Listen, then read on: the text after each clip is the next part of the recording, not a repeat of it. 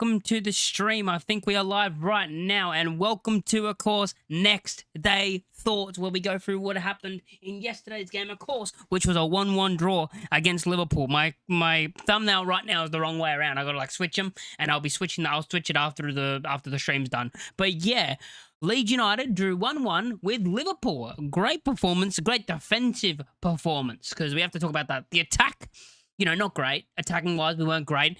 We were feeding off scraps. We got to know that. We were feeding off scraps. You look at Metcha up top. I just have to remember who started. Metcha up top and Aronson were because out of possession, I don't know if other people saw this, but when I was watching it, I saw it this way. Out of possession, we were playing a 3-5-2 defensively. But then when we got the ball and we were moving into the attack, we actually moved into a 4-4-2. With Aronson and Metcha as the two strikers. So that's how that's what I saw when watching the game. I saw us move into a front two in a 4-4-2. So yeah, and I think defensively, and when you look at Metcha and Aronson of what they did well, and it was the pressing game. So I'm trying to look at the chat and make sure everything's working. It was more the pressing game that worked with Aronson and Metcha, and it was especially Aronson. Metcha for me, I'm not going to hammer his performance. As I said in my review, I can't hammer a guy who's just come back from an injury, and this is his first game starting. So I'm not going to hammer a guy who's just come back from an injury. You look at Aronson. On the ball in that game, Aronson wasn't great. There was one moment that made me a bit annoyed at Aronson, and there was only one bit that made me annoyed, which was the one where he got the ball on the wing, and if he looks up, Metcha's open, on the other side, near the middle of the box, and even if the pass failed and he did it horribly and it went nowhere near him, nowhere near Metcha, and he absolutely failed the pass, at least he would have attempted it. He could have whipped the ball. He could have just smashed it with his left foot and whipped it across for Metcha to be one-on-one with the keeper. Even if he attempted it and the attempt was bad and it went way, miles away, I would have been fine with that. But yeah, he didn't actually attempt that. He decided to hold the ball a little bit, and then I can't remember that was the moment where he played the Goodmans and did the wrong pass, and then they got the free kick. But yeah, anyway, we'll get into what Daniel Farke had to say after the game. So Daniel Farke, of course, did his presser after the performance, and this is what he had to say. The first thing he had to say, to make sure I'm at the right point. Yep, okay. The first thing he had to say is, always clear we would need a special performance for a point tonight. Missing several key players too. Really good defending. Clear we had to suffer. Didn't allow clear-cut chances. The only clear-cut chance I would say we allowed was a header from Van Dijk that we left him wide open. We left Van Dijk wide open for a header, and I thought that moment when I thought the ball was going in the back of the net. But besides that, they didn't have a clean chance at all, a clear-cut chance to score. It was just that open header that we allowed them to have, that one corner that we just gave Van Dijk all the space. And I thought that was in the back of the net. Had our own periods, needed balance, well-deserved clean sheet. And I agree with everything you just said there. You need a special performance. We got that. Very good defensively. Missing a lot of key players. Rodon especially. We're missing Ampadu, of course, in the next game now. But in this game, we were missing Rodon, which is the main one. DCL didn't start. I think Farke goes on to say that later on in this. So, yeah. Next up, Daniel Farke spoke about he was delighted for the new faces. Not surprised, though, with Bornell and James Justin. Convinced they could show this. No guarantee. Impressive. 4 fixtures in 10 days, but I back my whole squad. Proof we need every player. And this is what I like from Daniel Farke, saying that he's backing the squad, which is kind of what I've been saying a lot of the season is, you need a squad. It's not just about the starters. So when people get angry that Tanaka's not starting a game or Nonto's not starting a game, it's fine if they don't start. If, some games Aronson will be on the bench. Some games Metcha will be on the bench. Some games DCL will be on the bench. It's about rotating the squad. It's about using your players and trusting in the players that are on the pitch. So trusting in the players that came in, like your Bornell, James Justin, Ilya Gruev. These players that came in and performed very well off the back of, Bornell's first start for Leeds. James Justin's first game in a little bit, not really played much minutes this season. Gruev hasn't started a game, I think, since Arsenal. Maybe he started one after that, but yeah, it was around that time where he started his last game. But yeah, it's about trusting the whole squad, which Daniel Farke is, which is what you want to see.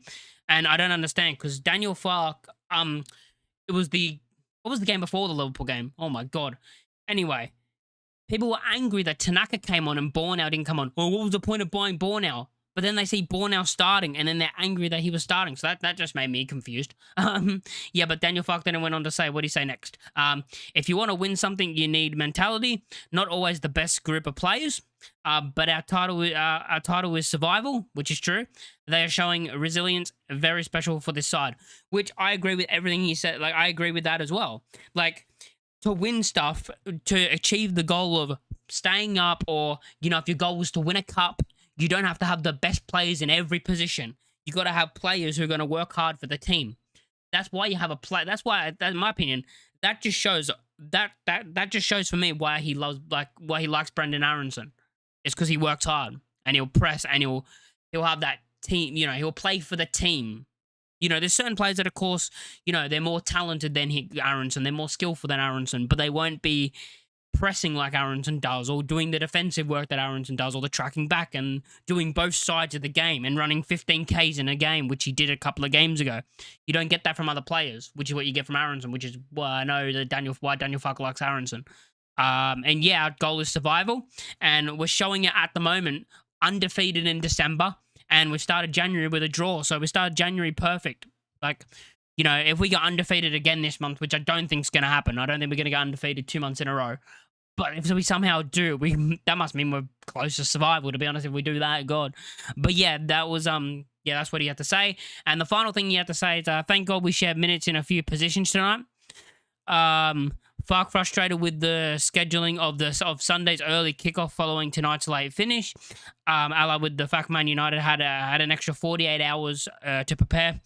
Even though they have an extra 48 hours, generally not worried, because Man United are pretty shit.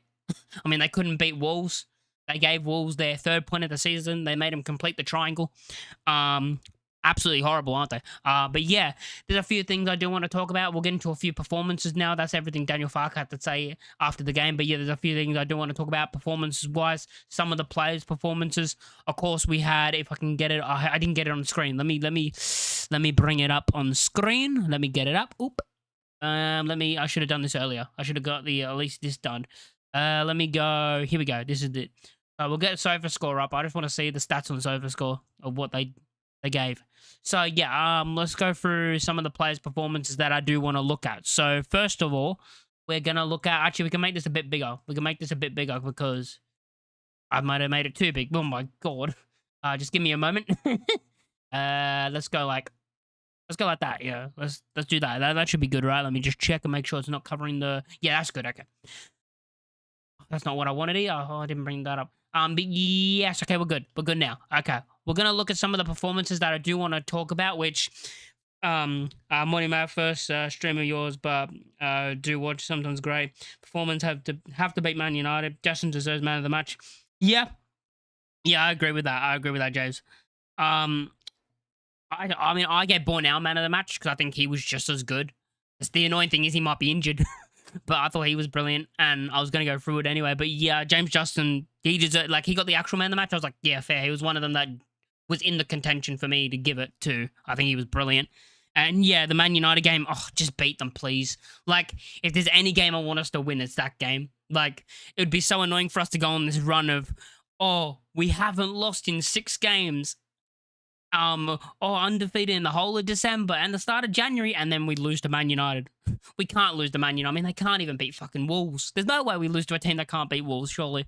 It's at Ellen Road, which makes me even more confident. They couldn't beat Wolves. That's a confidence even goes up a bit more. And I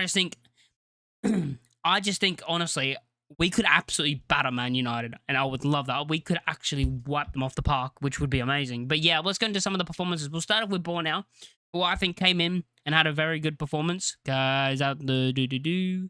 So yeah, this is Bornau. Bornau, I thought, had a great performance. He played 83 minutes in this game. He went off with a little bit of a knock, it looked like he was hobbling off the pitch. He got helped off the pitch.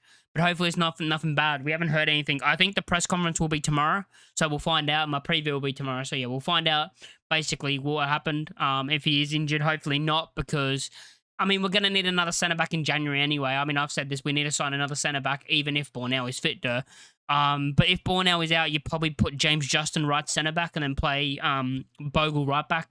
I think that's what you would go with. You would just play James Justin at centre back if Bornell isn't available. That's probably your best option. But yeah, Bornell, I thought Bornell came in, great performance. I thought he was brilliant. Eight defensive contributions, one tackles, one interception, 6 clearances, 1 recovery, 1 out of 3 ground duels, 1. He had 2 out of 3 aerial duels, 1 foul. 15 out of 18 accurate passes, 83%. Passes in opposition half was 4 out of 6, 67%. Passes in own half was 11 out of 12, 92%. Long balls, 1 out of 100%. 34 touches. Lost the ball 6 times. And I thought performance-wise, I thought he was absolutely brilliant on the pitch. I thought, especially when people were talking about with Bornell, you go to the Sheffield Wednesday game. It was the same with Beal, really. Like, people were talking about the same thing with Beal. Oh, he was awful against Sheffield Wednesday. And, I thought that too, so I was worried about Beal. But he came in, played well. Bornell's now come in, played well. It looked like that might have been a blip. The annoying thing is with Bornell is he just can't stay fit. That's what it looks like. It looks like with Bornell, he just can't stay fit. Because the performance that I saw in this game showed me he's a decent centre-back. Not bad for our last choice centre-back, by the way, to be as good as he's been. Like, as good as he was, against Liverpool. Like, he just went to Anfield and bossed it in defence. For our last choice centre-back, that's not bad, to be honest. James Justin, who got the actual man of the match, of course, I thought he was brilliant as well. He played the full 90 minutes. What did he have? 6 out of 12 passes with 50%. He had 3 out of 9 with 33%. 3 out of 3 in his own half, 100%. And 1 out of 3 long balls, which is 33%. He had 36 touches, 1 unsuccessful touch. 1 dribble, which wasn't successful. 3 was fouled 3 times. Lost the ball 10 times. 10 defensive contributions. 1 out of 1 tackles. 1 interception. 6 clearances. 2 block shots. So 4 ground duels, 1 out of 7. 4 aerial duels, 1 out of 7. Got dribbled past once. Yeah, I thought it was solid from those 2. And of course, the last guy who actually came in, where I thought was brilliant as well, Gruev. I thought Gruev as well was brilliant. He performed well, and I've always said this about Gruev. I think he's the most underrated player at Leeds United. I've always rated Gruev as a player.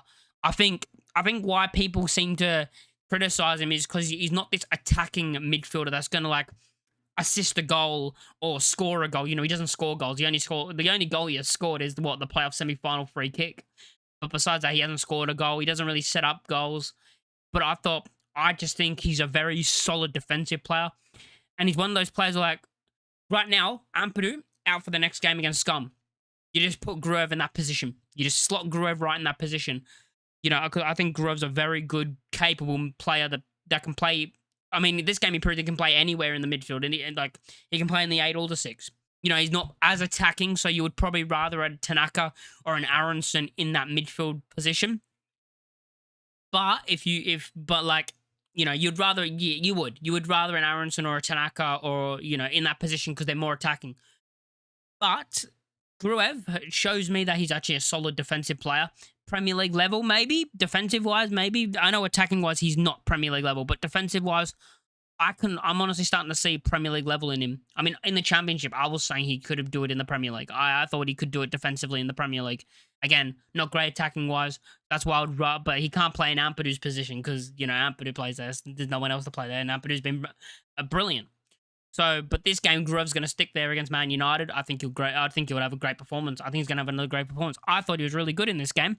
Let's see where he starts. So he played 89 minutes. He had, 31 out of 37 accurate passes, which is 84%. 10 out of 12 passes in opposition half, which was 83%. 21 out of 25 passes in his own half, which is 84%. 2 out of 3 long balls, 67%. 46 touches, unsuccessful touches 1.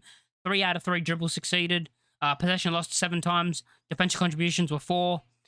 2 tackles, he won 0 of them. 1 interception, 1 clearance. 7 recoveries.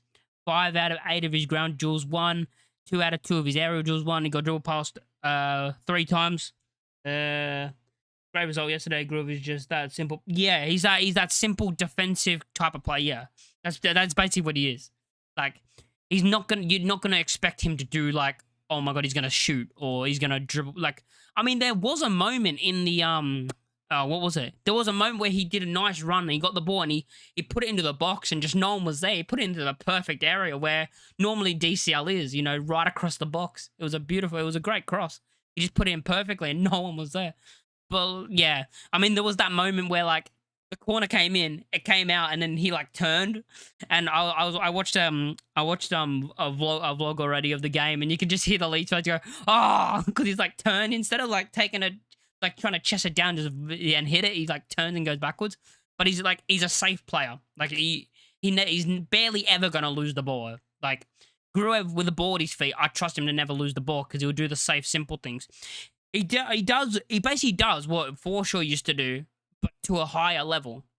Is like he won't lose the ball, but he won't be this attacking player that's going to do an insane, like, he's not going to do any attacking, like he's not going to get many assists or many goals, but he's going to be that solid player that you're going to need in certain games. And I think he's going to be playing, of course, as I said, I think he's going to be playing the Ampadu role in the next game against Scum, and I think he'll do well in that role.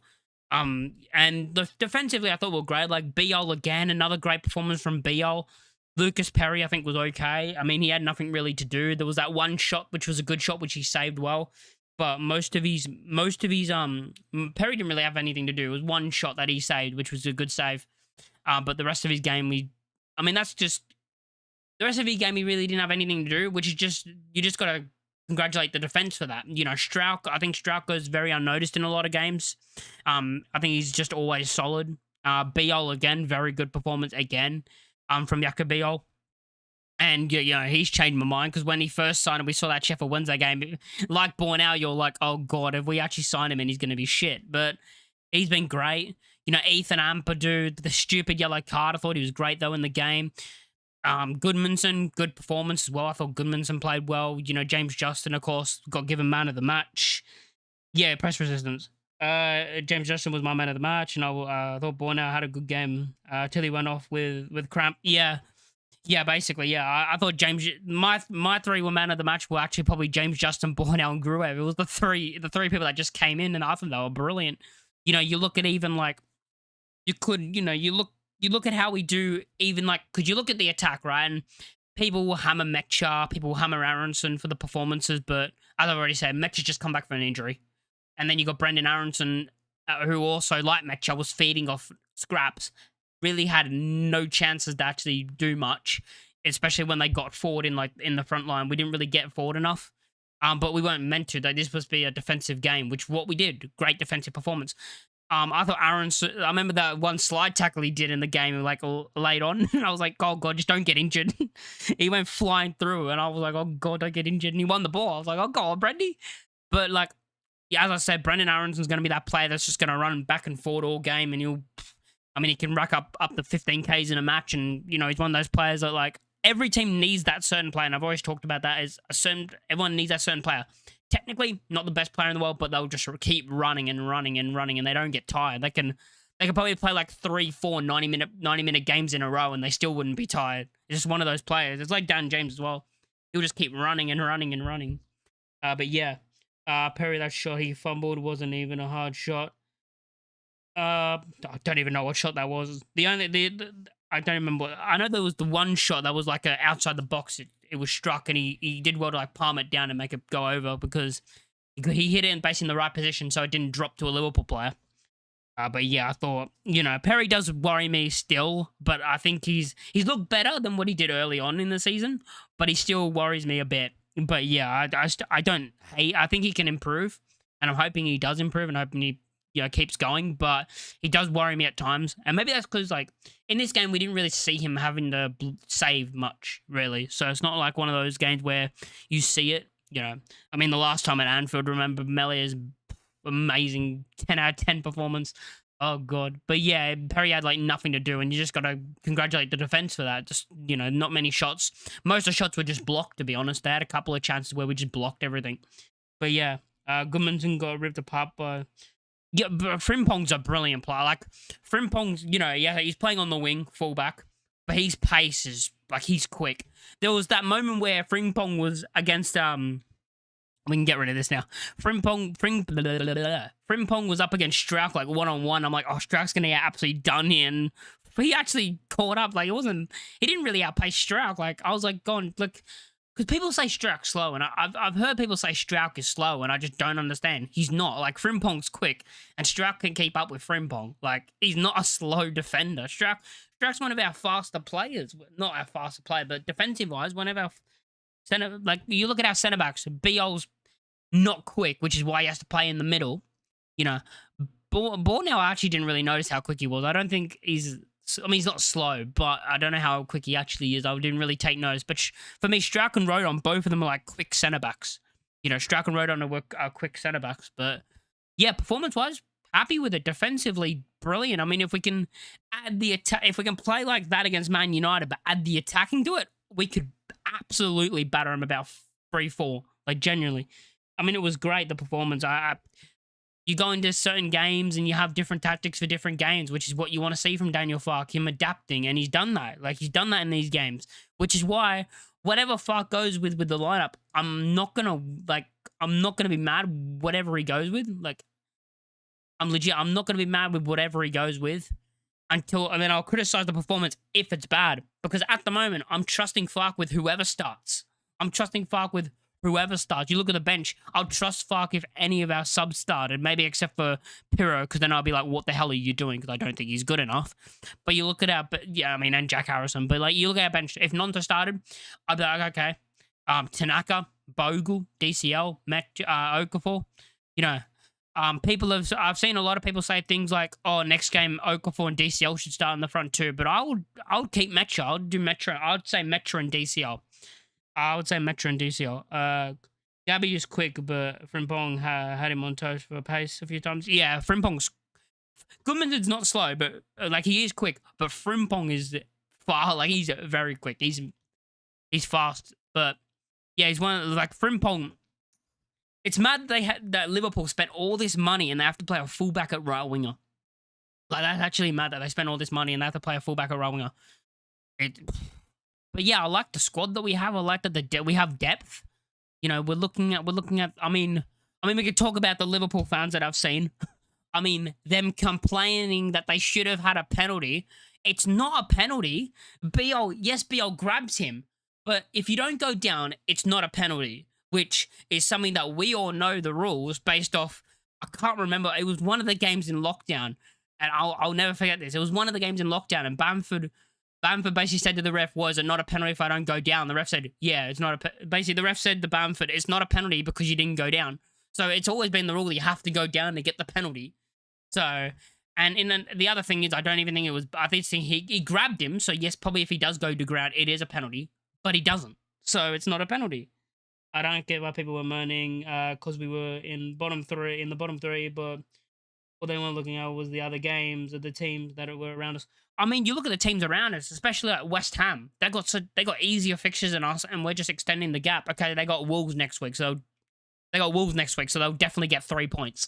Like, we look at the next game, and West Ham will definitely get 3 points against. I mean, if they don't get 3 points against Wolves, if we somehow get another gap on them, and if we somehow get another extend our gap on West Ham, and they've got Wolves, that's a problem for them. They're in a lot of trouble.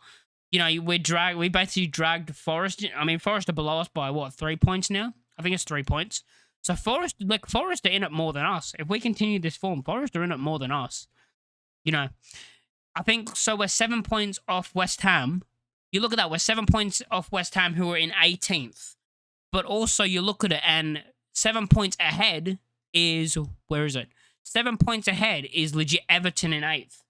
So we're exactly from 8th to where we are is the same amount of points as from where we are to West Ham. So we could genuinely, if we continue this run of form, we legit could be mid-table, upper mid-table. We could be like, by the end of January, there is a possibility we could be like 12th, 13th. There is generally a possibility that we could push up to mid-table, which is wild. West Ham will lose to Wolves. I hope so. I mean, if they do, it'll be funny. I mean, it'll be funny if they do lose to Wolves, but I just don't see it. If we beat Scum and Bournemouth lose to Arsenal, we go above them, don't we? Yeah, we'll go above Bournemouth. You know, and then you look at above them, Brighton. They're on 25 points, and I mean, they're going to win. They got Burnley. but like they're on 25 points, we're on 21. It just feels like there's starting to be like this gap building, and it feels like if we can continue this form, it's gonna be between Forest and West Ham if we continue this form. You look at the recent, like the last 5 games, like the recent results for all the teams, the form table, basically the form. You look at the form for the last, what is it, 5 games? Yeah, 5 games. So the bottom of the table, of course, you got Wolves 1 draw 4 losses. Then you got Burnley 2 draws 3 losses. You got West Ham 2 draws 3 losses. Then you got Forest 4 losses 1 win. Then you got us 4 draws 1 win. And then above us, Bournemouth have 4 draws 1 loss. Above them, Brighton have 3 draws 2 losses. So the form between those teams, besides us, isn't good. Like we're the only team that have, you know, you look at where let me check. The form table, basically, we're unbeaten in the last 5, of course. And the next team that is unbeaten in their last 5 is who is it? The next team that is unbeaten in their last 5 is Liverpool in 4th.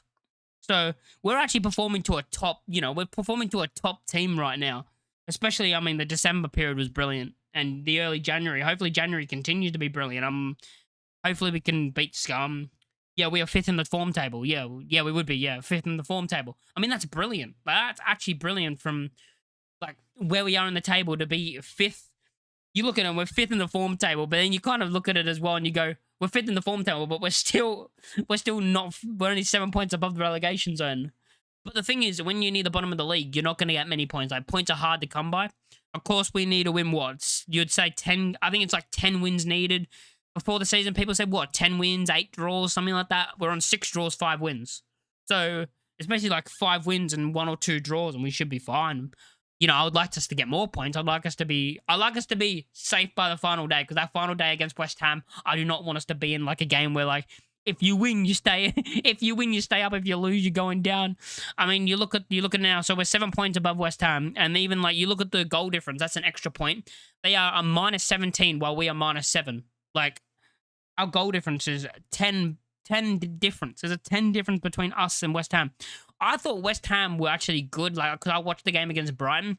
I thought Brighton was so open, but I thought West Ham were going to win it. When Welbeck missed the penalty, and then. I mean, Brighton defensively were horrible in that game. They were so open. And yeah, I thought West Ham were going to actually win that game, to be honest. I thought they actually performed okay. Like, that game, they actually performed like a team where I could see them start picking up a bit of form.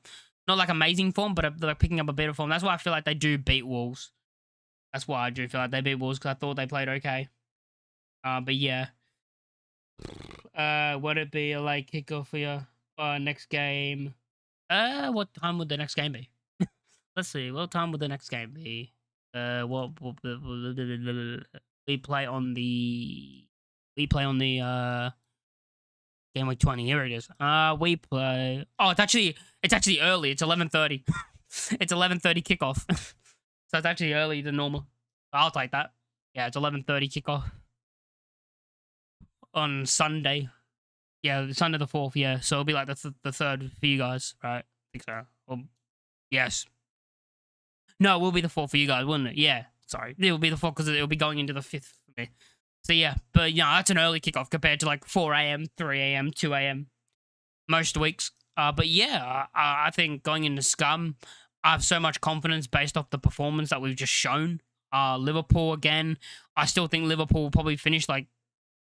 Yes, they're not great, but they're gonna finish. They're gonna finish top 4. They're gonna finish probably top 4. So yeah, we want to get into like, because I even want like us to go on a little cup run. I think we can go on a little cup run in the FA Cup. I want us to just go on a little cup run as well. Now that we've got this little bit of space, I don't want us to get knocked. I mean, I look back. You look at the Carabao Cup, and it's so annoying when we got out because we would have versed Grimsby after that, and there was honestly a chance where we could legit be like still in it, like we legit could be still in the Carabao Cup right now if we won our game, because then we would have beat Grimsby. And I think the next game after Grimsby, I think it was like another game where it was like I think it was a championship team or something we would have played if we and then it was like, and then after that I think it was like the Prem teams. But yeah, I wish we went on a cup run in the Carabao Cup. We actually could have. So I hope we do it in the FA Cup. We beat Scum 2-1 and go 1-0 down. Oh god. I mean, I hope we just batter them, to be honest. But I think it's going to be, yeah, I think 2-1 might be the result. I feel like it will be a close game because it's just one of those where, form normally goes out the window in these type of games. Of course, it depends on the lineup and what we go with as well. And is Fark going to go for the win, or how's he going to play? Is he going to set up more defensive and try and, break them on the counter? I wonder how we're actually going to play, or are we just going to try and go for it since we're at Ellen Road and try to do to them what we did to like Chelsea and try and absolutely smash them off the park, which is possible because I don't think they're that great. I think they easily can be got at. But yeah, going into the next couple of games, confidence is high for us. Undefeated in the last 6. I mean, hopefully we can continue that winning streak. My Premier League predictions video will be out later today, so that's another video that'll be today. And then my preview will be tomorrow after the press conference, whenever that is. So I think that's tomorrow. It should be tomorrow, definitely, the press conference, but whatever time it is, and I'll do that. So thank you for watching the stream. I'm going to head out now. Make sure you like and subscribe. Like it on your way out. And yeah, comment down below if you're watching this later, of course. Just comment, I don't know, who's your man of the match? Something like that. Who was your who played well? And I'll see you guys